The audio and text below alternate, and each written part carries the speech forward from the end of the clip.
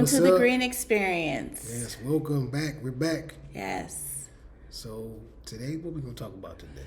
Today's episode, we will be sharing with you all about meeting with the sales rep and what that entails.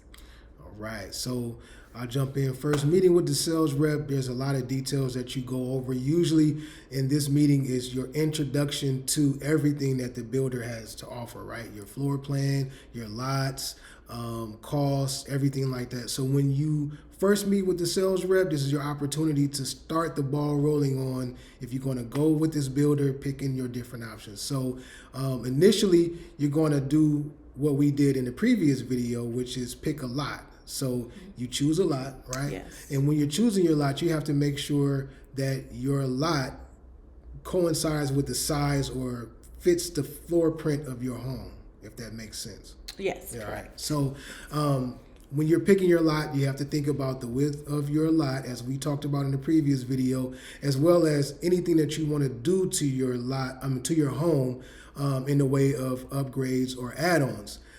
So picking your floor plan is very important, and picking your lot is very important because both have to measure up to each other. So then after you do that, then you will go to what? What you do? Then you will go on to adding your options. So after you pick your lot, as he just said, and then as well as picking what particular model or plan you want. You also factor in elevation. Right. So elevation is something that you can decide and choose. They give you various options of the design of the front of your home. Right. So some examples of elevation would be some homes have front porches, some don't, some have overlays. Right. Overlays are where you kind of have this, I don't know what you call it, like an overlay. It covers like some of the windows, front porch covering, exactly. Yeah. So some for us in Texas, they use a lot of stones along with their bricks. Yeah. So you can pick an elevation that includes stones, or you can pick an elevation that does not include stones. Right. So there are a number of options that you could choose from. And some elevations they deem premium, so it's just the style, right? The different things that you can have, like if you have a front bay window, right? That's part of your elevation, as well as some of your landscaping options in the front and rear of the home as well. Correct. Right? Yes. Right. So let's get into what we decided to choose. So for us, originally, it's funny. So when we first sat down and met with our sales agent, we had already had in our mind what model we wanted to pick, what price point we wanted to stay within, and a budget. A budget. Okay. And so in doing that, we had our plan. We sat down. We had our meeting with the sales agent, and there was. In that meeting, so typically, let's go back. So just to give you an idea, so in that meeting, you're usually in a meeting for roughly about 2, maybe 3 hours. And they kind of expect it to be that. They want it to be that. The sales rep wants it to be 1 to 2 hour max, type of thing. Correct. Right. And so within that 2 hours, you pick the model, elevation, and you start to explore some of the options you want in your home, primarily structural. Yes. Well, as for us, and I will admit I can be a bit indecisive at times, our original sales meeting, the first meeting we had with our sales agent, who, by the way, has been amazing, awesome. We, great experience thus far. Our meeting was almost 9 hours. 9 hours. Yeah. Was not what the plan was. No. Our realtor was in attendance, and the whole time, and it was 9 hours. Yeah. And that was because I wanted to make sure that the home that we were choosing would be best for us. Yeah. Some factors for me that were important was that it was a home that we could grow in. I mean, we are not planning to expand our family in any way. We are a family of 4. We will continue to be a family of 4. However, I wanted to have enough space. As you know, kids get older, they accumulate more things. Right. So we wanted to have a home that we can grow into. And even like outside of accumulation, we're talking about just different areas of the home where, one child might like to be in the game room, which is the loft. They call it the game room. One child might grow up and fancy the media room more. So it just defining spaces, being able to define spaces where you like to chill, kick it, hang out with your friends or whatever, to be able to grow in that aspect. Yes. And so we wanted to consider all these, everything that was important to us, including the fact that since we're moving to a different state, we will have people traveling to come visit us. So we wanted to have enough space for everyone. To accommodate. Yes, to accommodate everyone. People coming from out of state, they're going to be staying more than a couple of days, more than likely, having space for them as well.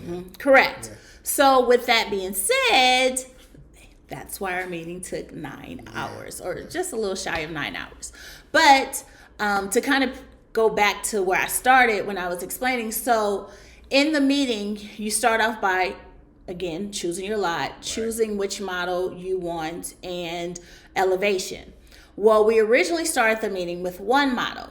And then there was a point in the meeting where our realtor and Pierre had to go and measure out a few lots because we had picked one lot and then we decided to possibly change that lot. So they went out to measure the lot. So in doing so... Let me hop in right here. Okay. So when you're thinking about your lot selection, we actually walked the subdivision way before we had this meeting, right? And then so we picked out certain lots. And then obviously when you come into your sales rep meeting, they're going to have a map of the subdivision. And on that map, they're going to have everything broken out to costs, measurements, and of course, the actual mapped location. So when you're walking around, it doesn't look like the map looks. It just looks like a large area of empty lots. So they'll have you can see the lot number outside on the ground, as we saw in the other video. So you can go by, you can write down the numbers that you like, and then you pick. So when Greg and I, our realtor, went out to measure the particular lots or to look at the lots, we already had that in mind. So that kind of cut down some of the time. But we did want to take some measurements because we already knew some of the things that we were going to add that were going to cause us to have to make sure we understand what width we would need. So that's where, me and Greg, we left and went out and started to do our measuring thing. And then... Yes. So while they were out measuring the lot, I was with the sales agent. And so we were talking, and they start the meeting off with trying to understand what your needs are. So what are your needs? What are you looking for? How many bedrooms? How many bathrooms? What, I guess, more or less space-wise, like, do you need an office? Do you need game room, media room, things like that? So with our particular plan, our plan comes with the game room, it comes with the media room, so that's included. So we didn't have to choose that. However, some of the other things we had to choose. So just to, make a long story short, when I was sitting down with her, I started talking about how, I wanted to make sure that whoever was visiting us had kind of their own in-suite or space. So they had their own, obviously bedroom, but also bathroom and so on. So with our particular plan that are getting, the original plan, it did not have, it had it had enough bedrooms, but as far as like in-suites and things like that, it didn't have. And so for those that aren't familiar, in-suite is basically a bedroom with a bathroom inside the bedroom. Right. So a defined guest space. Correct. And so that is what I wanted to have. And so she started to, bring up some different options of other models that would include that.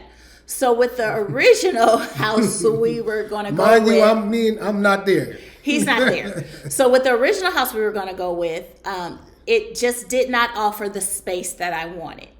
And so she mentioned another model. And this model happened to be the largest model, which mentioned two. She mentioned two models. So one model would allow us to transform bedrooms 2 and 3 to make it one bedroom. So basically an upstairs in-suite, combining both bedrooms, and then a in-bedroom bathroom, basically. So it would be truly a living space for our guests. They would have kind of their own private area.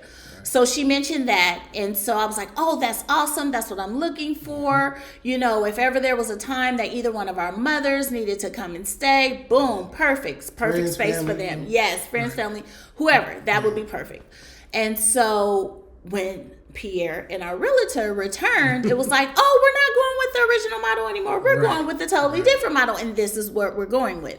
And so Pierre was like, wait a minute, how did this come about? Like, how did we start off with this? And I'm like going from the office for 10 minutes, and all of a sudden now we're doing something totally different. But if I can jump in here and say, I will admit that at first I was more or less like thinking about the cost, but then when she started to break it down, it made more sense because our original floor plan that we chose, there was some options that we were going to have to add to that. Correct. Right. So in adding those options, it would have cost us anyway. So, and then the bomb thing about it, which I'll let you talk about it in more detail, but the package that we did go with, it had so much more. So yes. So she introduced to us a different model, and so I was like, okay, this will be perfect. We'll have our primary, because for those that don't know, that in the past, the main bedroom and bath has always been called the master. Right. Well, now they don't call it the master bedroom and bath anymore. They call it the primary bedroom and bath. And I will let you put two and two together to figure out why they don't call it the master anymore. Well. So the primary, which I have to remind myself because you're in the habit of saying master, but the primary bedroom and bath will still be where it was originally supposed to be, and then we would be able to have another en-suite upstairs, which would be perfect. And so with the design of our home, our actual primary bedroom and bath is downstairs, and then all the other bedrooms are upstairs, so there's some separation there. I'm ecstatic about, by the way, just because previous homes, right? And even, our two previous homes, we had it to where either the master suite was right at the top of the stairs, which I don't like that because it was adjacent to the loft. And it's like if you have company and you ready to go to sleep, but they not ready to go to sleep and they in the loft watching TV or whatever, it's just a conflict and interaction with those spaces. And then two, it gives us that floor separation to where the kids can be up doing their own thing. We can be downstairs in our wing doing our own thing, and it won't we won't impact each other. So if they want to stay up late on the Saturday night, watch movies, go ahead, and vice versa. Correct. Right. Yes. So that's nice. And I mean, yes, we still have younger age children, but they are growing up, and so as they grow up, that space and that separation will be nice. So needless to say, we decided to go with, or I guess maybe I should say I decided to, because when he returned, it was already kind of decided. But I was coerced. We decided to go with a different option. What the upsell was going on here? So we decided to go with a different option. But in doing that, as we continue to pick options, then it was like, okay, this particular model may not work. Do we want to lose 2 bedrooms for one? And so in the end, we decided to not go with the original model, not go with the one the sales agent had recommended, the second one, but instead go with the different one, which definitely met our needs, what we were looking for as far as space, number of bedrooms, bathrooms, and the whole nine. So we decided to go with the larger model, which is their top model. And so we're excited about that. And go ahead. So with that, right, included in this plan, which is what at the end it sold me on, it was we had the all of the tech stuff. Right? Yes. We have a smart home. We'll be having a smart home. And then we had the landscaping. All the landscaping front and back. And then what else? There were some other options. Well, there was landscaping. There was the tech package. The security system. Yeah. Also, with our original model, when you're picking a semi-custom home, you have upgrades. And so with the original model we were going to go with, the upgrades... There was definitely more upgrades. Yes. So it didn't... Well, no, it wasn't more upgrades with the original model, but with the model we decided to go with, that was the one that had more upgrades. Yeah, the final one came with all of these things standard. So the original choice, we would have had to add it on. Correct. So for example, our home will have a spiral staircase. Now, with the original model we were going to go with, that was an option, and it was considered an upgrade, and it wasn't necessarily a cheap upgrade. No. And so with the, that's what we were looking for. But we were looking for that, and we had already budgeted. There were certain structural things that basically once the home is built, it would be too hard to change later on down the line. And so the list that we had, we were like, okay, these are the structural options that we're going to go. We've budgeted to be able to, upgrade to these options. This is what we're going to go with. Right. Well, in the end, since we were choosing the larger model, some of the options that were originally going to be an upgrade for us, they were a part of the model. It was custom to the model. Mm-hmm. I mean, so standard. That's the right word to say. Standard. It was standard. So therefore, we didn't have to pay extra for the spiral staircase. We didn't have to pay extra for landscape front and back, and some other options. But needless to say, so that's what we decided to go with when we were sitting down and trying to figure out the model. Mm-hmm. And so along with picking the model, you also start to think about, as I mentioned, structural options. Right. So what are some of your structural options you want to go with? Those can include anything from we added a garage bay. So we added a third garage bay. Right. I think we mentioned a few videos back, maybe the first video or second, that Pierre is a car enthusiast. Correct, and he loves and owns an old school car. So we wanted to make sure that there was enough space for his car and all my car stuff, his car projects, my tools.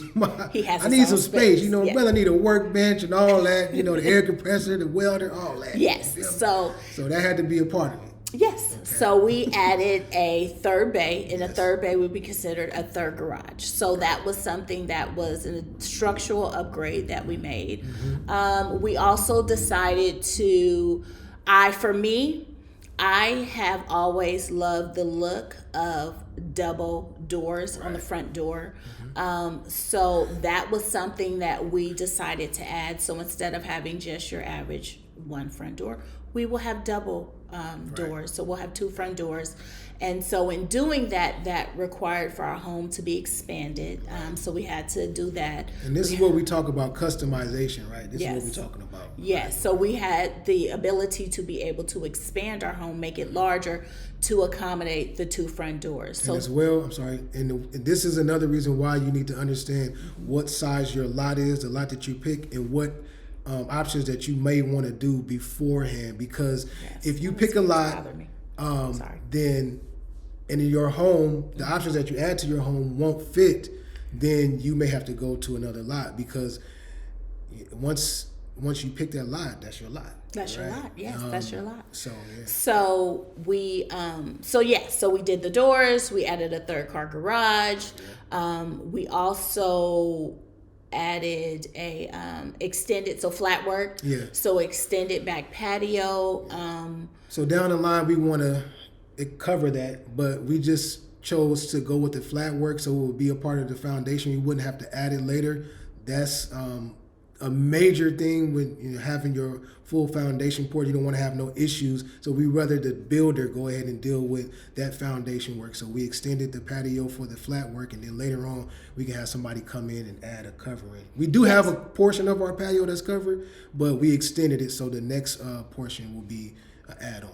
Correct. Right? Yes. Okay. And so we also added what you would call an egress door. Yes. And so the egress door will be a part of the third bay, which is a third garage. And so for those that don't know what an egress door is, basically it's a door that allows you to enter your garage from the outside. Right. So here in California, it seems like it's standard out here. It's standard out here to always have an option to be able to enter your garage from the outside. You don't have to walk through your house for the garage or just come through the garage doors.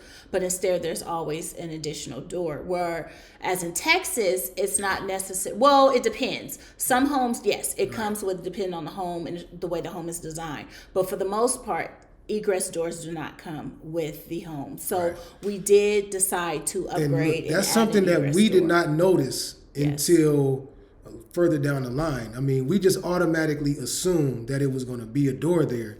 So when we talked to the sales rep about adding it, it was definitely a question, because she was like, okay, you want to add a door to the garage, but you got the garage door bays that open and close, but if say the power goes out, right, and you need to get in and out of your garage or whatever, you want to have a door where it's just a manual door open with a key or whatever, and so that was yes. And then for me, I was thinking about the fact that I don't want trash to be carried through the house to get to the garage door from inside the house. I would rather have the ability to go through the garage and then go outside to access our trash can. So for us, the egress door was important because I didn't want trash walking out through the house like that. Right. So that's what we decided. And then in regards to bedrooms, one of our kids' room, they have where the bathroom, it's a Jack and Jill bathroom, and so the bathroom and the closet door, I'll let you explain how it was. Basically how it was is normally, or what we're used to, is you have entrance to your closet from within the bedroom area. But this particular layout, you had entrance to your closet from the bathroom. So imagine your sink is right in front of your closet door. You walk from your sink to your closet, but it's also closed off to the room portion. So we were like, you know what? We would rather that space be just used for walk space and not have a door in the way. So when you open the door up, you can't come in and out if somebody has a door in there. It just was like it complicated the bathroom space. So what I did was I told the sales rep to have them put the door on the interior room side. Mm-hmm. So that way they'll be able to come in and out of the closet within their room, and then it won't impede on the bathroom sink space or whatever. Yes. So we did close off that area and then changed the configuration, the layout. The configuration of the bedroom and the door and stuff. So those are just some of the structural things that we decided to go with. One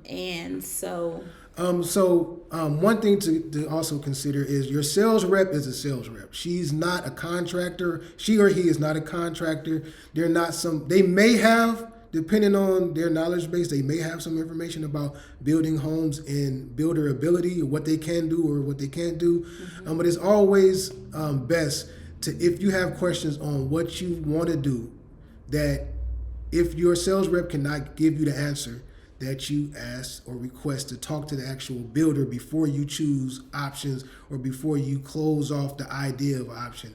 Because when we talked to our sales rep, though she was very knowledgeable in some of the normal things that people were choosing to do, there was something that we wanted to do that she didn't know necessarily whether it could or couldn't be done, and then she didn't understand the impact on costs, just because this is the customized part of the particular home that we're building, right? The semi-custom part is when you're choosing something that's custom to what they already have, then there's going to be questions. There's going to be things that you may need to go back and forth with the actual builder so that you can understand. And when we sat down with our builder, this option that we didn't go with for various reasons, one of them being because the sales rep really just couldn't give us the answers we wanted.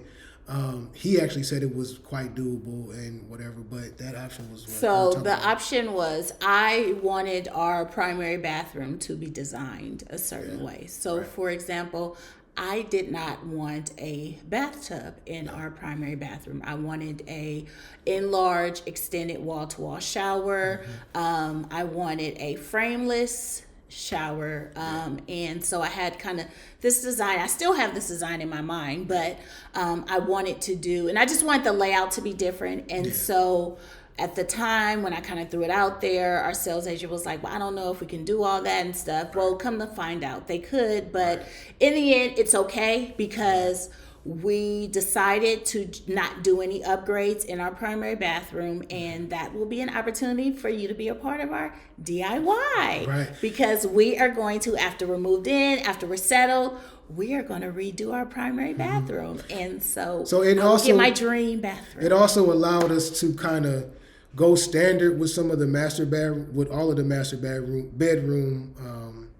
master bathroom, Yeah. options, so that when we do go to customize it, we're not getting rid of upgraded materials, right? Correct. So allow us to save money in that area, and then most of the times, like when we talked to the builder, he said most of the times you can do those things cheaper anyway. Yes. So we're going to do them down the line, and I'll get my dream bathroom, which I'm okay with. Yeah. So, yes. So make sure you just, you can always ask to talk to your builder about things the sales rep is unsure about. Correct. Right. Yes. So yeah, what else do you want to sales I think rep? that was it. Yeah. Was I that mean, it? the sales rep, the main important thing is communication. Right. You want a sales rep that is going to be transparent, that has great communication. For us not being in Texas, we want to make sure that we are kept up to date via email or telephone call, text message, however the communication may be. We want to make sure that we're up to date on everything that's happening. And so our sales rep is pretty good at that. The team that she has is pretty good in supporting her to make sure that they communicate with us on where they are in our process of our home build, as well as we have our realtor that is able to also be able to take care of mm-hmm. those particular tasks that we would have to fly in for. Yes. Yeah. So you definitely want a sales rep that communicates well. Mm-hmm. That is project management is really important and pretty, for the most part, pretty organized. Right. And then you also want a sales rep that understands and hears you. Right. We communicated things that are important to us, and so we feel like our sales agent has listened to us and made sure that the options that would meet those needs. Yeah, she was very good with having a balanced approach, right? Understanding that people are concerned about costs, but understanding also that people want the nicer or the upgrades that are available to them. So she made all of those things available to us. There was never any pressure or anything, but like I said, when she gave us the extra options, it was based on her knowledge and hearing what we were looking for. Correct. And so when we came in with the particular floor plan that we wanted, after discussion, after more talking, it actually sounds like you probably would need this one. Yeah. And then, out of the other options that we had, we wound up going with the option that we chose because it checked off all of our boxes. There were a lot of standard things that were upgrades on our original floor plan choice. So it just made sense, right? Yes. Yeah. Yes. So that is it. That concludes yes. this week's episode talking about meeting with your sales rep. You can also like, share, subscribe, hit the notification button. Yes, comment, let us know any questions you have. Any questions. Yeah, and then moving on, we'll have more episodes like this where we're describing the other steps, right? We're still going through some of the process, so some of those things will eventually catch up with the timeline and be real time. But these are things that we're able to expand on because we've gone through. Yes, so that's it. So until next time, again, don't forget to like, share, comment, subscribe, and share with your friends, share with your family, and let them know, hey, tune in. Yes. So until next time, be safe. We'll see you soon.